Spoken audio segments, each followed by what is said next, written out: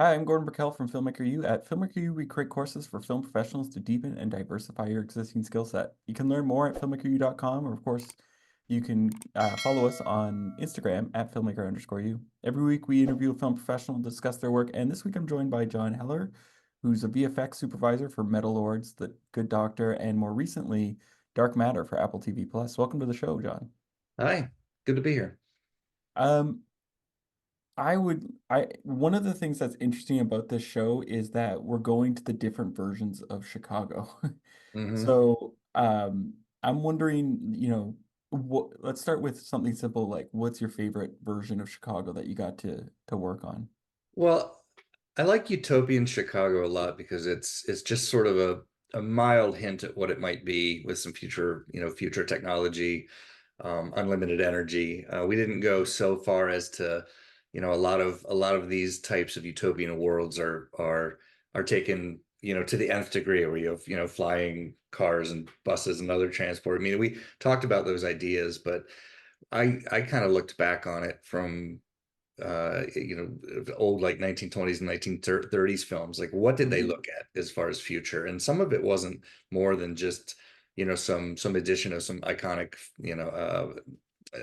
like architecture and subtle things like that, and how energy is used. And now we're going into like a lot of plant walls and things like that. So I like that. There was a lot to explore there. From an pure eye candy standpoint, and probably the most technically involved was the Ash World, where Chicago, destructing it, after a nuclear fallout. But so that was great eye candy, and you always love doing big, effects driven things like that. But I think the amount of subtlety that we put into the utopian world, especially the restaurant scene as well. Mhm. We kind of moved about that world a bit, and a lot of challenges there, but that was a good one. I've been a camera person for 30 years and I fell in love with cinema. I heard there was free film school in France and I wanted to get into the French film school. I really didn't know anything at the time, but I knew at least how to take pictures. So I said, I'll try for the image department. And then when I miraculously got into the French film school, I fell in love with working with the camera. You're following what's going to be in the movie. So that immediacy that the camera allows is what I loved from the beginning. I'm Kirsten Johnson, and this is my course about documentary cinematography.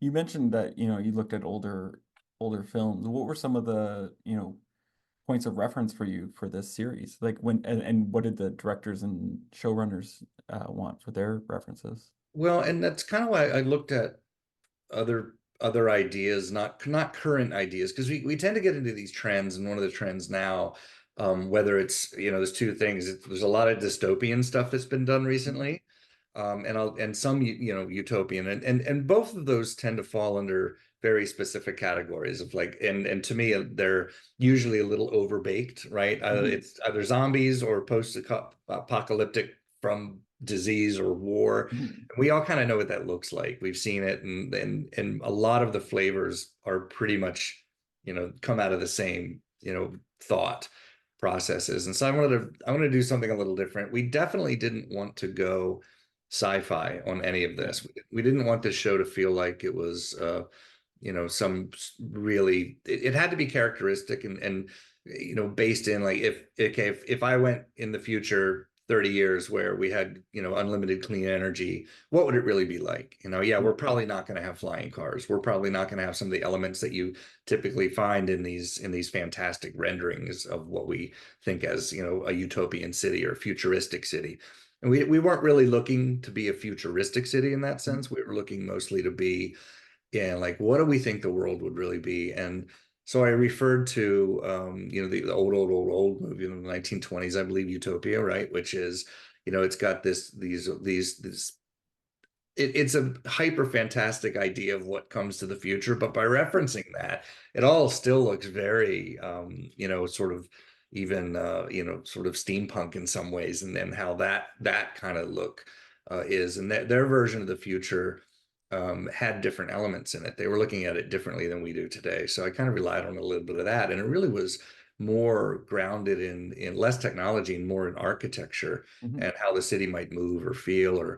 And I know that they did this also, in live action, that people were wearing colorful clothing. And so, just like the whole environment had little hints of what things might be rather than some just broad brush, complete new vision of this Yeah. fantastic world, which we didn't want to do that. It had to feel grounded, like everything else in the show.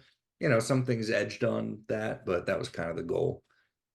It's interesting because you talked about the architecture, and Chicago's very well known for its architecture. Is Yeah. there a particular, style of architecture that you're a fan of, or is it You just know, very it, easy? yeah, well, what got me into, so early on, my father introduced me to photography and I became, just always loved photography. My grandfather was like the family photographer and I just loved cameras. And then I split off and was a musician and did that for 15 years or so. But then when I got back into doing visual work, I went to study with an architectural photography firm and became I worked there for years, building my sort of no formal education in it really. Later on came the formal education actually in photography, where I just went back to sort of learn some things that maybe I didn't learn. Turns out I kind of knew all of it by now. But I became really familiar with architecture in that time when I was working with the architectural photography firm. And what I discovered is there's so many things during that time that I fell in love with, but mostly like green architecture and that kind of thing. And in terms of like modern city architecture, we were starting to get into sort of like glass building, energy efficient buildings, things like that. But what really struck me in this one is there's a lot of brutalist architecture in Chicago. And sort of that brutalist era takes on so many different forms. A lot of it has elements of Art Deco. And so that's kind of what I love about Chicago. There's all these old gems of, it's starting to be overrun now, of course, by very modern architecture and glass buildings like the Trump Tower, things like that. And even new designs, even though they are trying to build a mile-high tower or something like that. And of course, it's very much like a glass structure. In doing Utopia, one thing I enjoyed very much was learning more about Frank Lloyd Wright influence in Chicago, because I knew very well what his influence is in residential architecture. I was less aware of his like Frank Gehry. I actually worked a lot on some Frank Gehry projects, including the Disney Hall downtown, where his stuff is hyper design. But not knowing so much that Frank Lloyd Wright had such an influence on large scale inner city, and his original idea for the Mile High Tower in that sequence where they go up and have their the romantic dinner, that was purely based on Frank Lloyd Wright's Mile High Tower that never got built. Oh, interesting. Yeah, it was called the Chicago.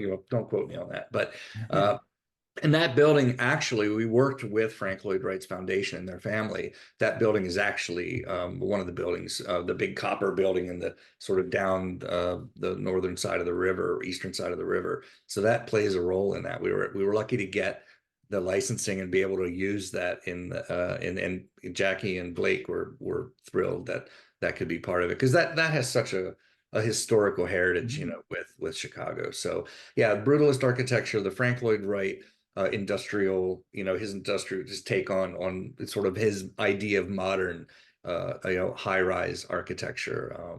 That's what I enjoyed most about that. Wow. We talked a little bit about AI before, and I know at that time you said that, you're not doing things specifically for the shows right now, but I'm wondering what you see for VFX right now with AI and what people are using it for and what you use it for in the shows at the moment. Well, I think everyone agrees, and certainly my experience points to this, that I think the first, in terms of visual effects artistry, right? And we all look at it, a lot of AI is like, oh, well, whose job is it going to take, or what's it going to do? What role is it really going to play? And the argument, I think right now, at least as far as I'm concerned, remains, look, this technology moves so fast, it's hard to keep up with it. But in my mind, it's very much, we're still very much in a space where, in terms of actual work being done, actual shot work being done, which is really kind of the heart of a lot of the discussion, because that's where most of the industry is in terms of artists and you know, people that actually sit in the chairs and do the work, like I did for, you know, 25 years. I think it's the previs, you know, the previs sector and the concept sector, which is where it's most active currently, and I think will continue to be most active. I think there'll probably be fewer artists doing a lot of work. Those that can implement AI, I think it's going to be a lot of you know, people are going to be able to do more work easier, right? It's kind of like the introduction of robots to the automotive, you know, manufacturing space. I hate the idea that anything could come in and decrease the opportunity for people, especially younger people, getting into the industry. But it's just like anything else. If you're a good artist, if you have, you know, if you have the talent and you are able to utilize the technology, then that technology is going to be valuable to you. It's going to be another part of your toolbox. So if I was just getting into the industry and thinking I had to compete with something like this, that's the way I would look at it. I think it eventually will move into shot work, where AI tools will become more available and it will start doing some of the work for us, perhaps even roto and pulling mats. Like, you know, there's those things that are more mechanical and utility based. I could see where AI, and I already see some AI-based programs and softwares that are doing that pretty effectively. Some of it's amazing, actually. It just hasn't really worked its way into the pipeline. And then as far as finishing shots, I think there's always going to be the human element, the human artist. I think there's always going to be, you know, humans sitting down doing it, finishing shots, but using more and more AI tools. Where I've used it currently, and in Dark Matter was an example of this. We struggled a bit with one of the concepts of one of the buildings that was just like, we just did this tilt up of this one building that was supposed to be just kind of this unique, modern, but not, you know, not crazy. And the concept artists were just having, we went through, I don't know, 12 to 15, 16, 17 rounds of different versions of or variations of this building, and none of it was really hitting the mark. So they brought on a concept guy who had just started using AI, and maybe I shouldn't be saying this because some, you know, studios don't want us to use AI yet, but this I think this is before I got the memo, right? And within 2 days with using it, he showed me 20 examples, all of which were almost on the nose of my description of what this should be. So a little frightening, and of course we modified it and used that as a base, but then, you know, explored it elsewhere. But that's how I see it being used, and that's how it's been used so far. What would this look like? What would that look like? Just, you know, really rudimentary stuff that then we expand on, but it's out there, it's being done. Probably one of the smartest things I've ever done for my career. It gave me all the tools that I needed to be able to jump into a new career. Getting myself into a mindset, thinking like an editor, and being around people that I can talk to on that level was really invaluable to me. A lot of the things that I learned from that class, I still think about. I loved the classroom. I loved the computer stations. We built a sense of community. And it also instills a lot of confidence in you to take that and go out into the world. After I took the class, I felt very prepared to take the next step. I owe Manhattan Workshop the career that I have right now. Things have been going great, and I really have the Manhattan Workshop to thank for that.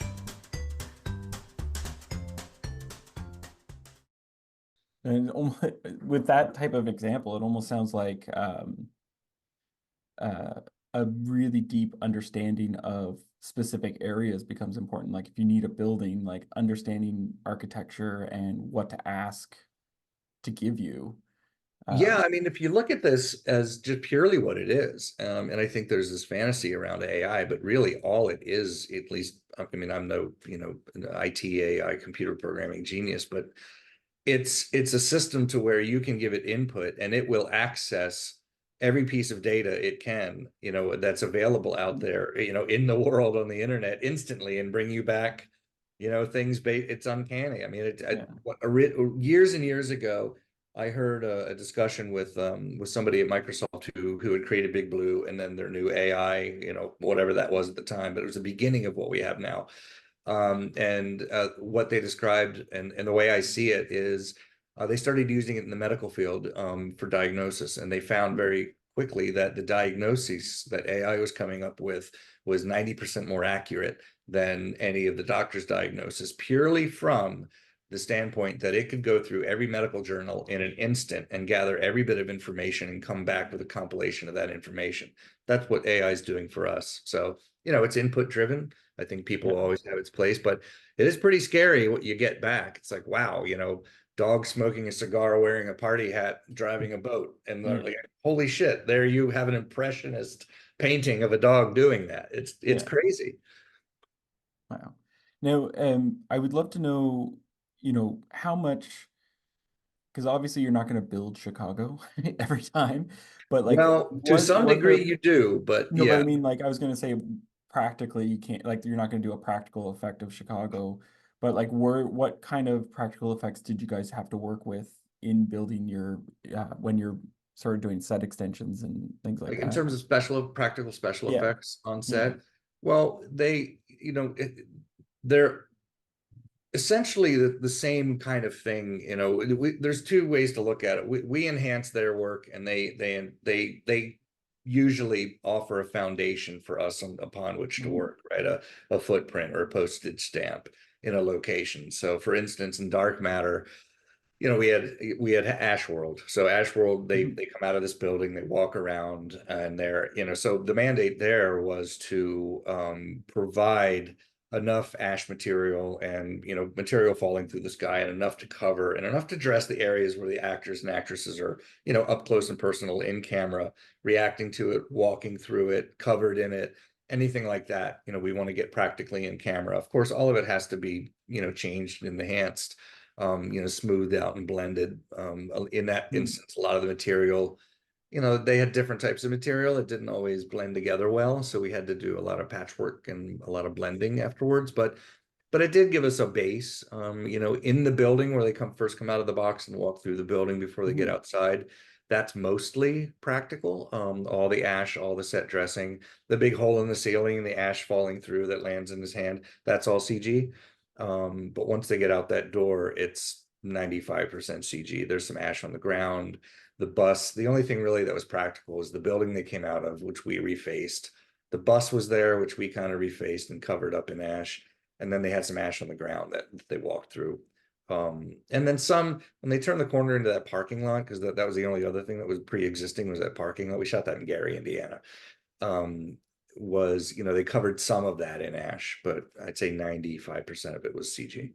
And in the other, Snow World was another one. We tried to blow as much snow as humanly possible in that area, and that travel that they did once they got out of the box and found that house was pretty big. It was like, I don't know, it was about 15 football fields big, and there's no way they could cover all that in snow. Luckily, it did snow, so we had a subtle blanketing. But as a 600-person film crew moves into a location, it becomes a mud pit. So what we thought would be a nice pristine location with the help of special effects, didn't go very far. In Waterworld, when they're sinking and they collapse into the corridor and get washed away by water, effects was essential in that, because they built some tank systems and things that we could use, so we could have some practical water and practical water interaction in that scene, most of which was replaced, but it was great to have. It doused the actors, it gave them the right action.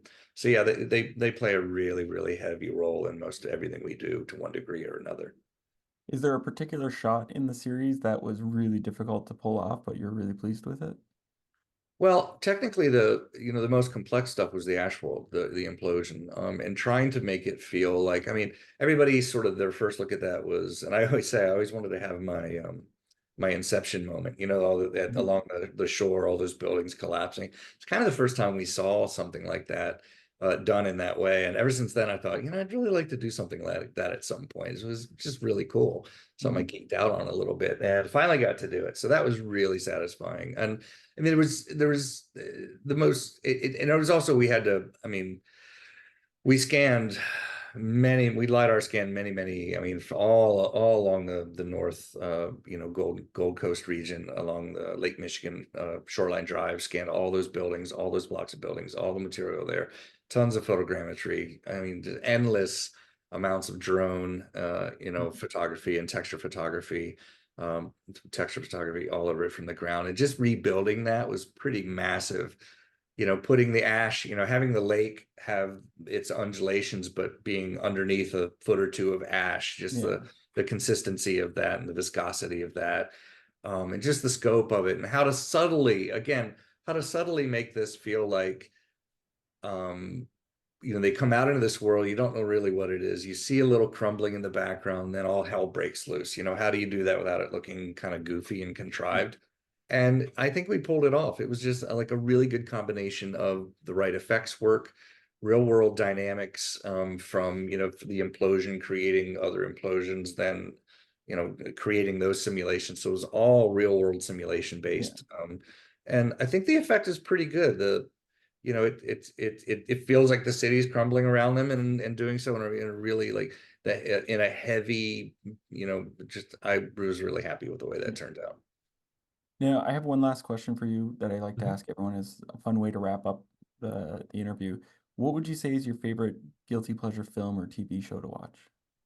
Oh God, I should be better prepared for that question, because it does come.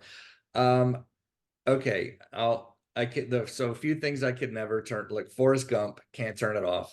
Yeah. Any Godzilla movie, which I hate but I love, even if they don't look so great sometimes. But Why do you hate and love them?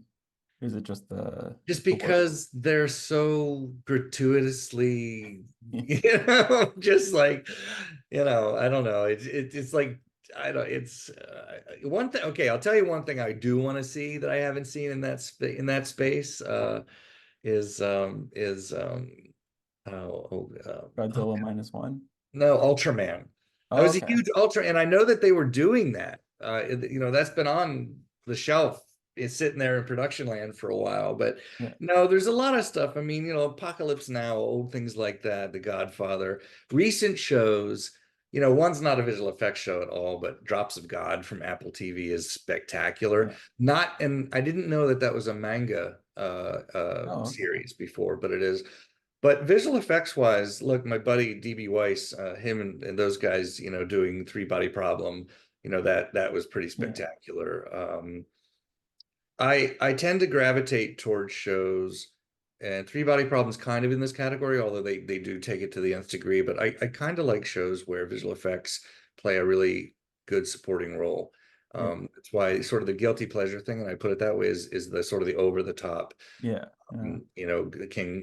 Kong, Godzilla, Marvel stuff can be fun sometimes. But I tend to like things that feel a little bit more real. And if they're like, I love, it won tons of awards last year. Creation, or The Creator, or Creation. Oh, The Creator. The Creator. That was brilliant. I love that, because it was one of those instances where heavy visual effects, but done so well, and fit so well into this alternate world. But I still felt like, okay, this could happen. Like, this could really be a thing. And it had a certain grit and realism to it. That's the kind of, if it's a high concept, heavy visual effects type of show or movie, that's the kind of thing I really enjoy. Awesome. Well, thank you so much for letting me interview you today. Yeah, sure. Thank you. And that's our show for this week, everyone. Make sure to check us out at filmmakeru.com, or of course on Instagram at filmmaker_u. I'm Gordon Burkell. Thanks for watching.